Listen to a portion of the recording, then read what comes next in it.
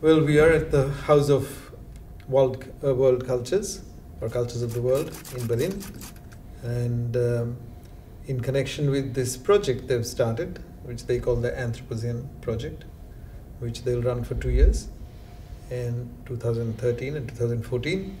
And we are at the inaugural event of the conference that kicks off the 2-year project. My name is Dipesh Chakrabarty. I grew up in Calcutta. I'm a historian and mainly of the South Asia subcontinent, of the colonial and the post-colonial period. I've also worked in the field of post-colonial theory and stuff. I now teach at the University of Chicago in the United States, but I've also lived and taught in Australia for 20 years and have ongoing connection with both India and Australia while living in the United States.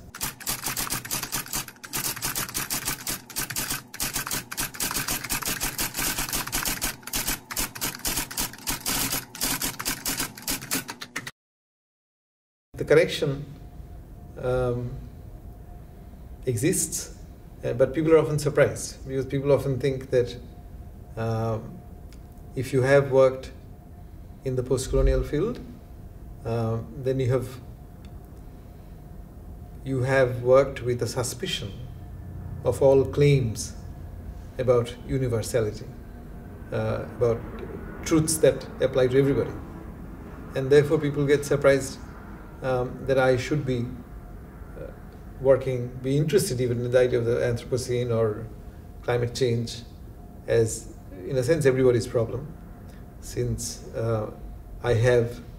since I come from a background which is associated with the tradition of anti-imperial, anti-colonial suspicion that when somebody wants to speak in the name of everybody, they are actually speaking in the name of power and domination. So that's the surprise that people have.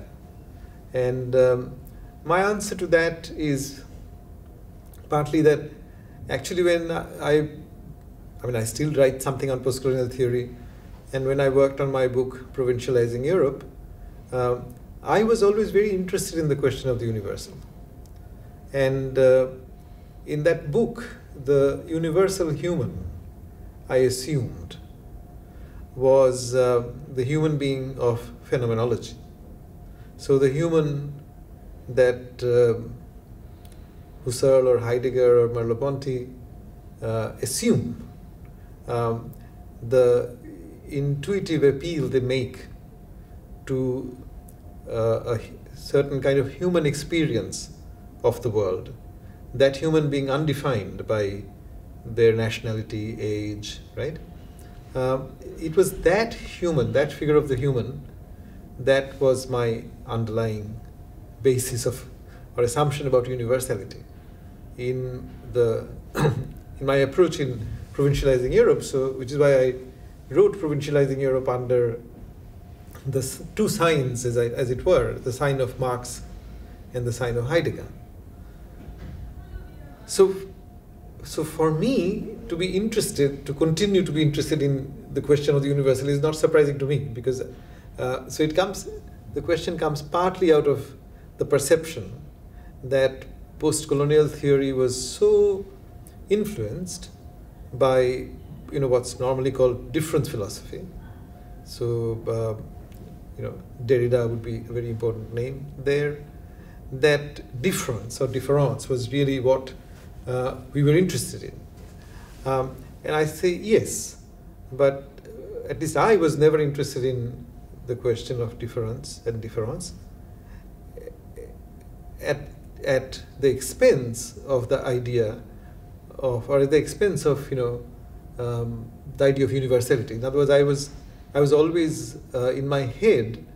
We always knew that there was a shared history of being human. I didn't know where to locate it, so I located it in the assumed universal human of phenomenology.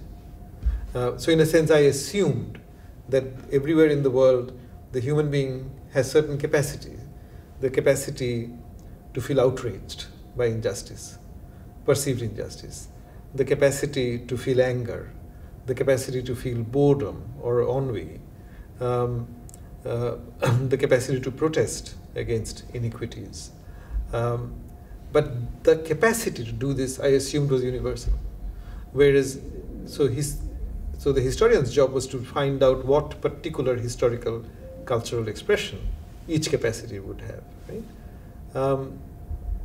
Now, I know that actually even this abstract human that phenomenologists assume probably can be historicized in terms of evolutionary history. So these capacities actually have evolved historically.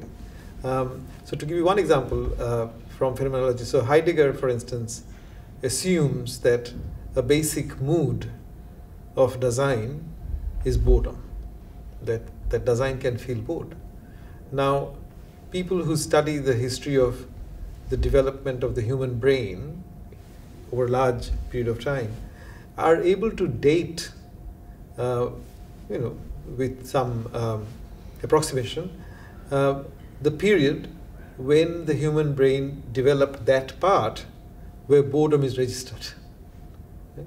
So in a sense, if in your mind, if you could do a long evolutionary history of the human beings, so you'll find that the human that the phenomenologists took for granted was also a product of another kind of history, a long-term history, for which the methods are different, the research methods are different, not my methods.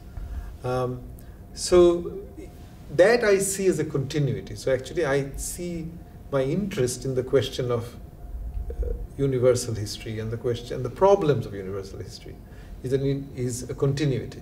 And I would also argue that the problem with climate change and political action on climate change is that people sometimes assume, either out of goodwill or out of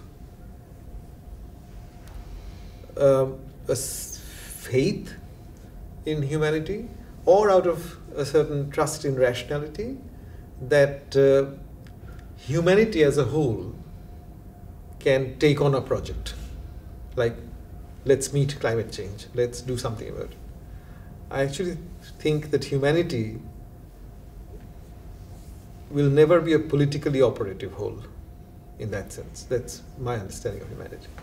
Because we will always, we will be human, but being human means being divided by this issue, by this outrage, this iniquity, that oppression. And whatever is the project that we try to develop in the context of climate change, that project will have to work its way through these divisions. And one can't sit here and predict how that future will work out. So that future is open. And it's open precisely because I don't think humanity is politically an operational concept. But at the same time, cognitively, I can see that we have a problem that touches everybody's life in different ways. So there is a question of sharedness. There is a question of what's in common. But there is a big gap between cognitively registering a shared problem and producing a political agency that somehow is an embodiment of all humanity meeting that challenge or rising to that challenge.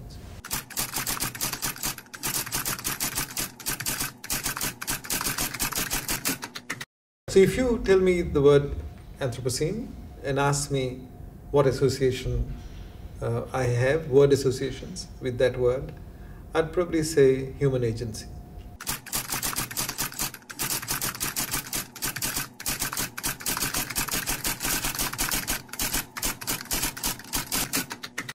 So the word Anthropocene, which has been around now for 12 years, I see has caused more confusion than it perhaps needed to. So at a technical level, and this conference actually helped to crystallize that thought.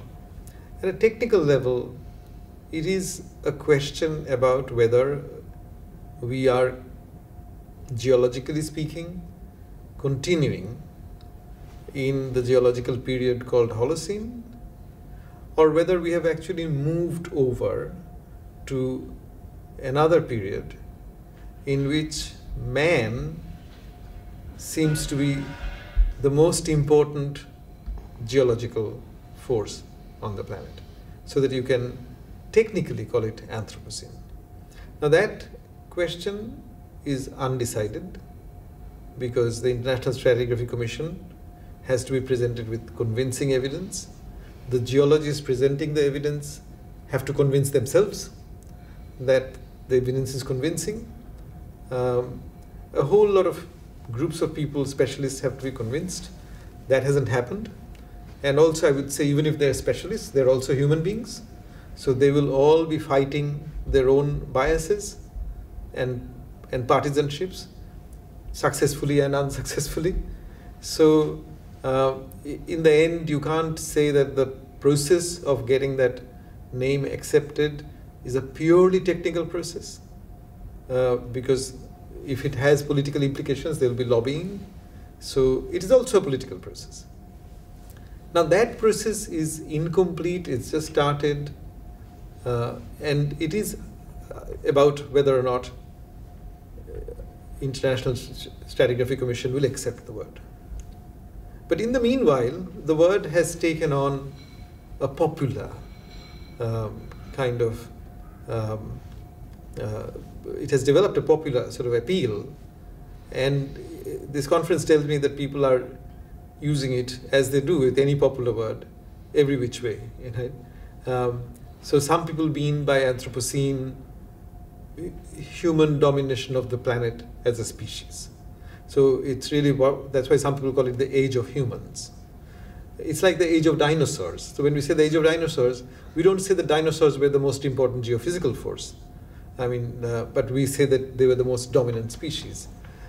So when you say that Anthropocene begins to lose its specific meanings, and that I always feel that the exchange in making a word popular for political purposes, the trade-off always is between precision in its meaning and the inflation of its rhetorical power.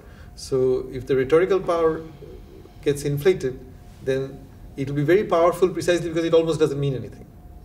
So everybody can use it in their own way. That has happened. So for my own thinking, whether human beings have become the most important geophysical force on the planet, or such an important geophysical force that there is an acceptance scientifically of a new name for this period, doesn't matter, because we are not in that situation. We don't know. For me, in my thinking about climate change, whether or not human beings have become the most important or such an important geophysical force in determining the geological character of the planet is an open question. It has not been answered. And therefore, as a humanities and social science person coming into the climate crisis to think about what it means for my kind of thinking, how it challenges the kind of thinking I'm used to, I cannot make that assumption. I cannot take for granted what scientists haven't taken for granted. So I operate actually with a smaller, with a statement of a lower order of seriousness, which is to say that climate change means that human beings have become a geophysical force on the planet comparable to tectonic plate shifts, comparable to volcanic eruptions, which can determine the climatic system of the planet as a whole. No, did you want to do something? No, okay. Which can determine the, so that statement, which is a statement, as I said, of lesser scope than the statement that would correspond to the name Anthropocene, I think that statement is on the whole agreed to by most climate scientists, right? So I start from there. So for me, the name, for my thinking, the name doesn't matter so much. That's why when you ask me what do I associate with climate change, or you said Anthropocene, I heard climate change, is agency. And the reason is this, that I'm a historian, and history is a discipline which makes its own metaphysical assumptions about human beings in order to explain what they do. So one of the assumptions we make is that human actions and decisions are explainable largely with reference to the context in which they're made. So when you read a history book, the inherent assumption is that the historian will paint such a picture of the past that you would kind of feel, yeah, that seems plausible. If I were in Napoleon's position, I would have done the same, right? Or these would have been the options. Or if you feel Hitler was being crazy, then you would feel that this guy wasn't really reading his context very well, right? So it's a relationship between, and in that sense we use words like contingency, words like chance, to give the human agent some autonomy, some discretionary area of decision making, while also giving weight to the context and trying to balance the two in a narrative. And also this idea of the autonomous human, the human who is free to make choices, has been with us, at least in European thought, and therefore I would say in political thought, because I actually think political thought is mostly European thought, which is also our thinking now. So colonialism made sure that it's everybody's thought. Mm-hmm. In that thought, the idea of human autonomy, freedom, self-determination, even the conception of politics as the creation of a moral community that governs itself. All of these ideas have the idea of autonomy built into them, because that has been our, in other words, we in historical thinking, we think of human agency as some sort of figure of sovereignty. Context dependent, but relatively sovereign. And climate change, science of climate change, again, you can see that I'm not so hung up on Anthropocene, using the word climate change, because climate change for me means that more sort of reduced claim, the geophysical agency of the human being. Climate change actually gives to us another sense of human agentive capacity, which we didn't have, we've acquired in our history, which is so devoid of a sense of sovereignty or autonomy that scientists they have to use the metaphor of force to describe that agency, geophysical force. And force is understood as the capacity of one object to move another object, to push or pull it, or to make sure that it stays in the same place. So in describing ourselves as a geophysical force, we are describing ourselves as an object, as much of a hyper object as climate itself is, right?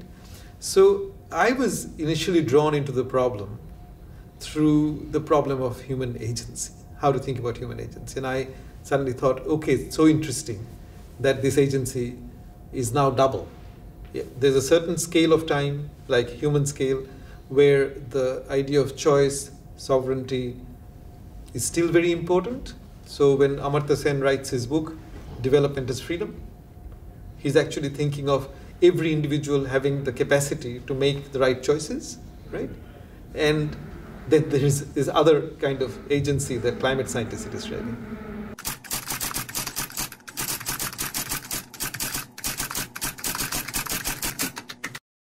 So I was speaking of Amartya and how the figure of sovereignty works there as well, while climate scientists are talking about a different kind of agency. Now, there is a second degree of irony in all this. You know, today we are saying that the use of fossil fuel, which has been the only source of cheap energy for humanity, is of course creating all these problems and making us into a force.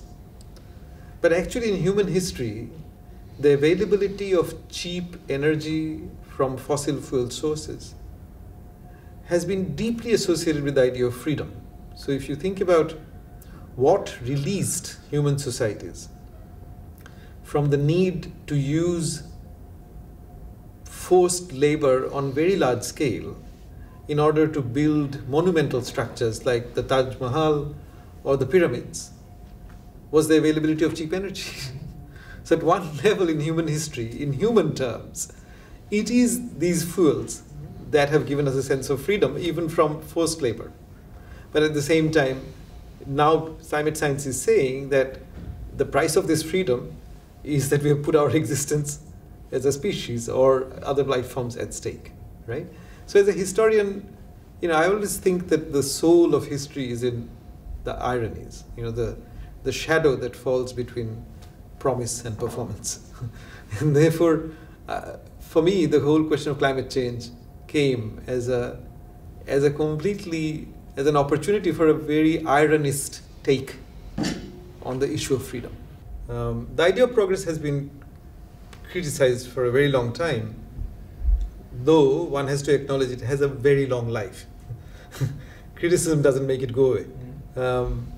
So in fact, when the Chinese started the campaign of for modernization under Deng Xiaoping, they were talking progress.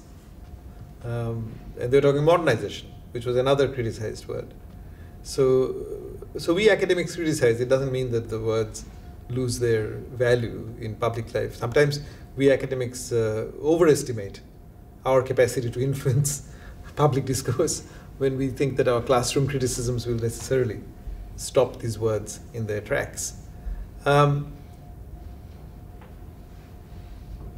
So you see, the idea of progress was this idea that in different form that that whatever domain of human life you looked at, whatever was the domain you looked at, it was infinitely perfectible. You could go on improving it. So whether it was consumption, whether it was standard of living, whether it was our capacity to develop arts, or our capacity to control nature, whatever, outside world, environment, all of those things.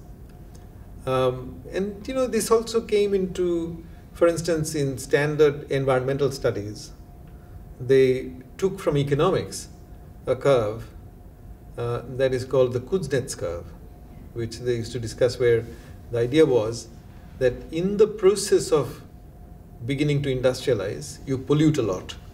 But as you become wealthy, you develop your capacity to then clean up.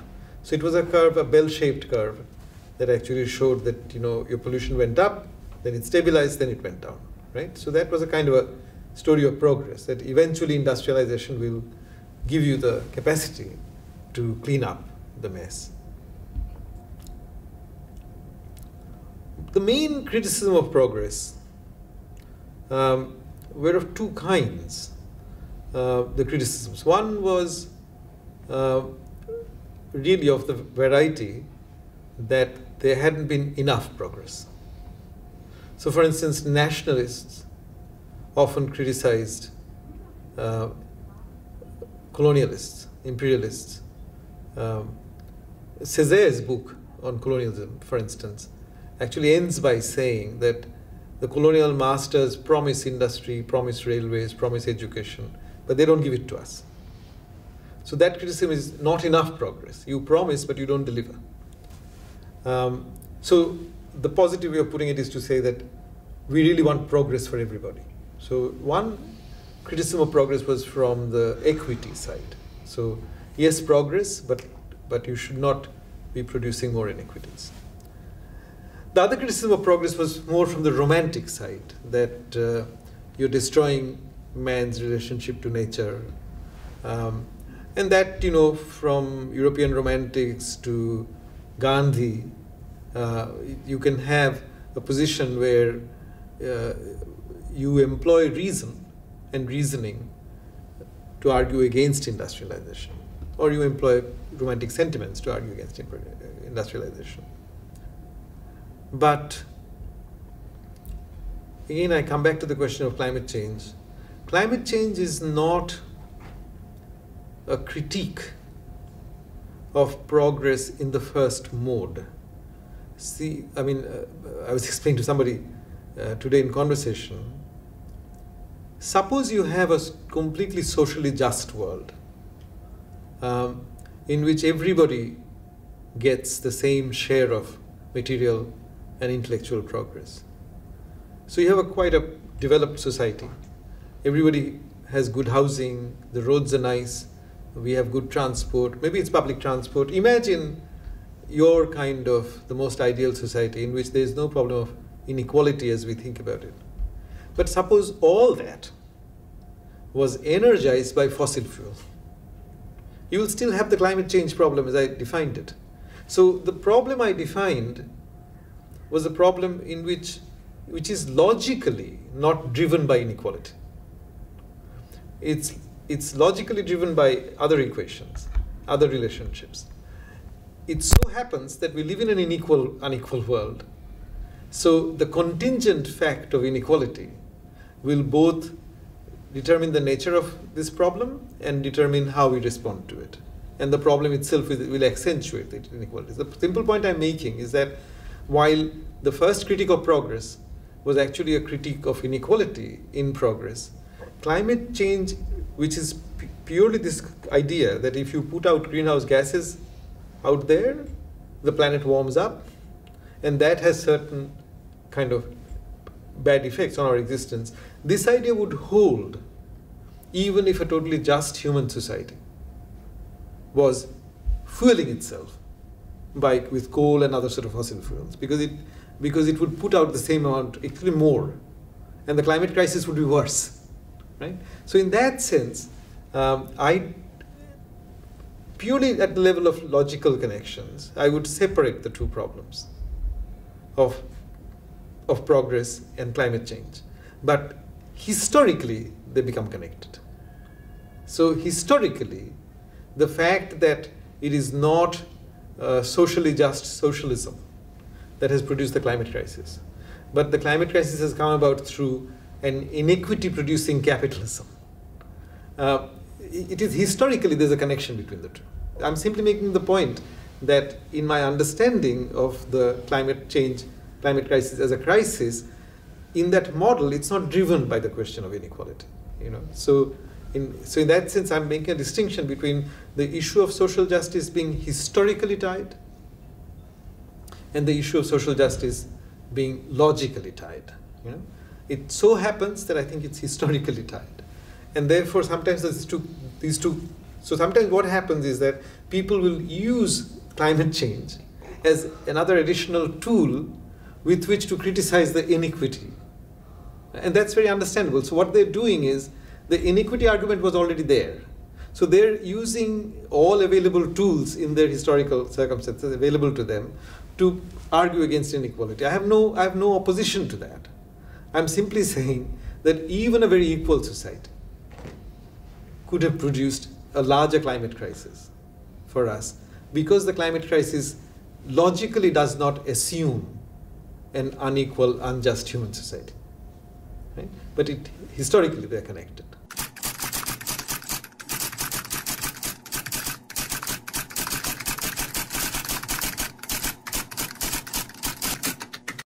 In your imagination, you can imagine a society that is not open to the charge of inequality, that is prosperous, that is doing things in a socially just manner.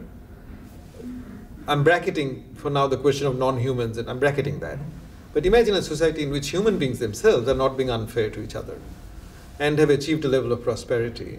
But if they have done so using fossil fuel, then the likelihood is that the climate crisis would be worse, because the reason why we have not yet put out as much greenhouse gases into the atmosphere as we could have as in our total numbers is because most of humanity is poor. And it's only 1/5 of humanity that actually emit these gases. So if you're poor, definitionally you emit less. But if there were no poor, same amount of population, but socially just, you would have a worse climate crisis. That's the point I'm making. So I'm kind of saying that my understanding of the climate crisis is one which does not require me to think of inequality as a major logical driver. It's not a logical engine, but historically, it's true that this crisis has faced us inside a history of capitalism. Not just a history of capitalism, but actually a history of intensification of capitalist consumption. And therefore, there is a historical connection, as distinct from the logical connection, between climate crisis, the current one, and the history of capitalism. That's what I said, okay? The Bellamy book actually is one of the, to my mind, it's one of the most advanced accounts by a group of Marxists of the climate crisis. And I will tell you where my problems lie with that book. Much though I appreciate. What I appreciate in the Bellamy book is that they use the climate crisis as an intellectual opportunity for trying to understand the science as well. So they are not just quoting from Marx's Grundrisse in that mode in which many Marxists think that if it is not in the Grundrisse, it can't be in the world. You know, in India we have this epic called the Mahabharata. And the name of India, another name for India is Bharat. So there's a saying that if it's not in the Mahabharata, the text, then it can't be in Bharata, the land. Right? So it's what I call the version of the final text. The final text which has already foretold the world and has the world locked up in it. They don't do that. I mean, many Marxists actually would only, sometimes they have personally to me cited, look at this sentence in the Grundrisse, Dipesh. Marx had already anticipated climate crisis. He couldn't have, but they would tell me that. They don't do that. They actually talk about global carbon cycle. They actually talk about glacial, interglacial cycle. They even mention the population question. Here is my criticism of their book in terms of where I am wanting to go. They don't see that while there is a historical connection between the current kind of capitalism we have and the climate crisis, population is a bridge between the history of modernization and the larger history of human species. And I'll explain what I mean by that. So, human population grew after industrialization and really grew in that same post-1950s phase which Will Steffen was describing as the Great Acceleration. India's population in the last 60 years has grown more than 4 times. Population has grown under conditions in which we've been able to reduce threats to human life, whether it's bacterial, microbial, whether it's predatory animals. Now, that's exactly what a species does. When it can find the right conditions for its reproduction, it reproduces.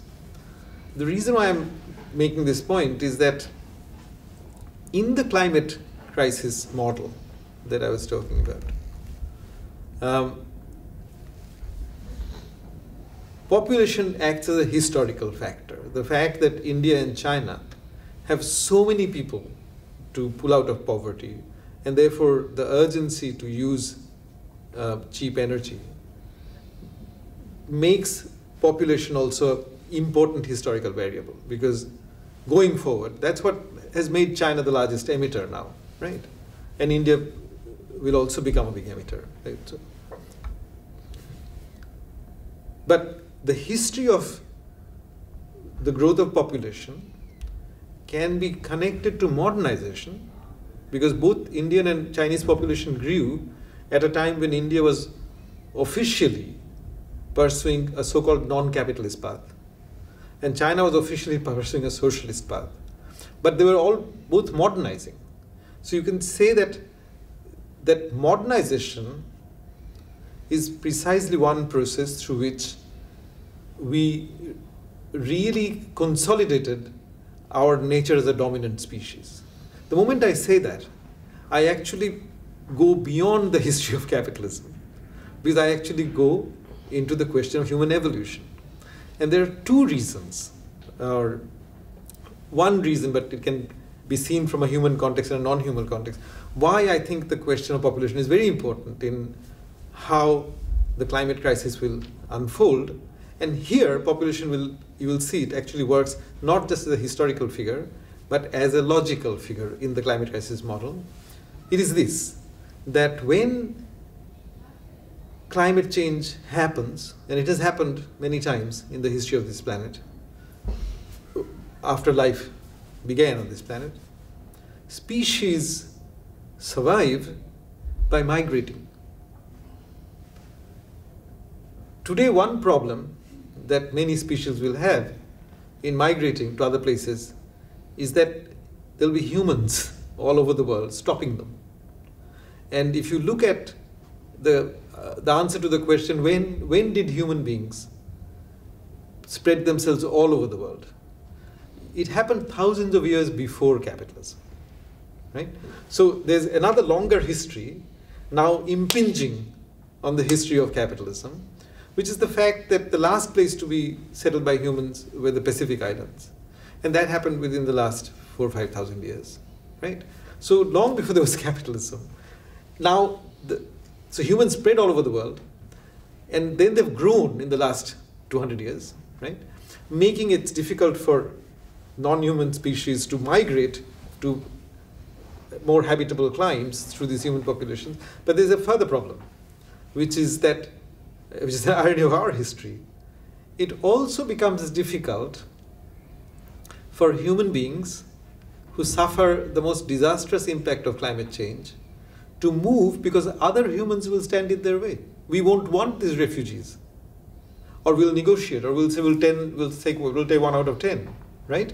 So in a sense, what I miss in the Foster book is that while they are absolutely commendable in actually opening up the question of carbon cycle, the earth processes, they are commendable in their thinking about capitalism, but they don't see, there's a missing variable for me, which is that population works both as a historical as well as a logical variable in the climate crisis. And population bridges two different histories, which is one is the history of capitalism, the other one is our history as a species. And let me then say what the climate crisis is for me. The climate crisis for me is, and why it is interesting for me, it is interesting because it shows the collision or the crashing into one another, or as they say, running up into one another, or in poetic terms, as they say, enjambment of one another, of three different histories historical processes that are normally kept separate from human history point of view. One is the history of the earth as an ecological system, which includes the history of the carbon cycle, which takes a million years to complete itself, the glacial interglacial cycle, that eventually manages to keep, let's say, oxygen in the atmosphere at a level where the earth doesn't burn out, right? If there was too much oxygen, there will have more fires. That's one history. The other history is the history of life on this planet, and that's why the connection to carbon cycle, etc. And as part of history of life, the history of human evolution and human spread. And the other history is much short-term history of capitalism. And the climate crisis is fascinating because these three, it's like shifts in tectonic plates and the way a mountain would come up. These three histories have suddenly collided, calling upon us to think on multiple scales at once. And that, for me, is the real intellectual challenge. As a historian, the humanist historian of the climate crisis, and the challenge of rethinking human agency, where I began.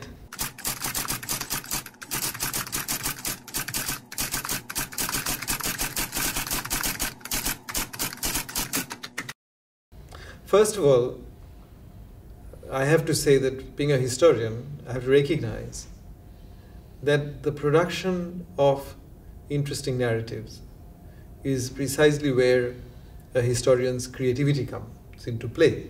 So you can't prescribe what kind of narratives historians will have to produce. All I'm saying is that the crisis, if it makes you aware of this collision of these three different histories happening at different paces on different scales, then that awareness acts as background noise in your head. Because you see, all these different histories they require different kind of skills on the part of researchers of these different histories, right? Somebody who works on carbon cycle of the planet will not know how to write the history of evolution. Somebody who works on human history will not know how to write the history of evolution. Somebody who works on evolution or genetic development may not actually know how capacities, universal human capacities, find different cultural expressions, right? So I don't personally look to integrate. That's not my task. I don't think of it as my task because I'm a researcher only when it comes to history on human scale. I'm a reader when it comes to histories of on other scales. So I think of myself more as my job in this project is a limited one of alerting people to, or inviting people. I think that's the invitation of the scene, is to be aware of these three histories. And I'll tell you how it matters. So, because then you begin to see, it's like you mentioned Timothy Mitchell, and I completely agree with your observation on Timothy Mitchell and on the book, that once you become aware of these long-term histories, you begin to see the world in a different way. Just as in this kind of, I'm making a Heideggerian point where, for instance, you grow up from your childhood learning to say goodbye in English to people.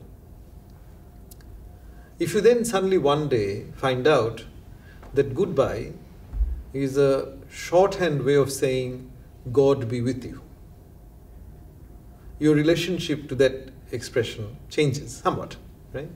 Similarly, when you begin to see these long-term things, you begin to see your present differently. So I could have given you a historical example. Let me give you a just autobiographical, anecdotal example. So I have, like many Indians do, I suffer from type 2 diabetes. I was recently diagnosed. So the doctor said, you must go on the treadmill.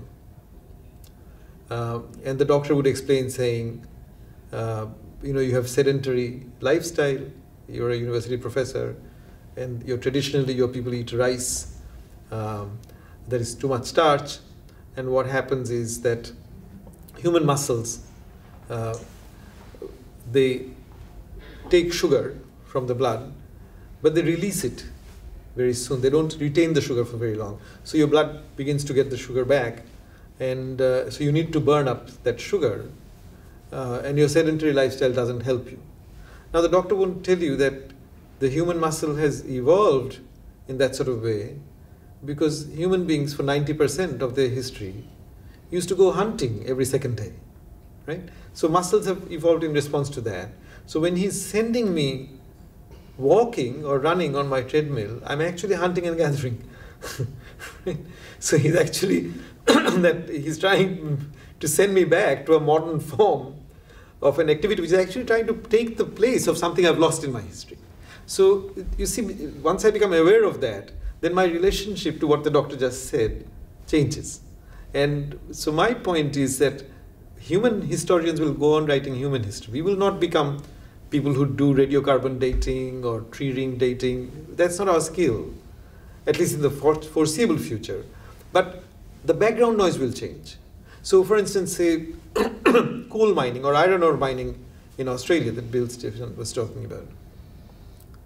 Now, when we think of iron ore mining, we think of China, their capitalism, their industries. We think of Australian economic policies, political policies. We don't think of the mountain as an agent. But the fact is that Australia is such an ancient land that the mountains have all been eroded down by geological forces to little hills.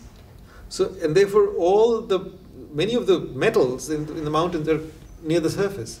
So actually it's economical to dig because you're not spending a huge amount of energy and money to extract it, right? So in a way, it's a history of Australian capitalism. It's also a history of the landscape.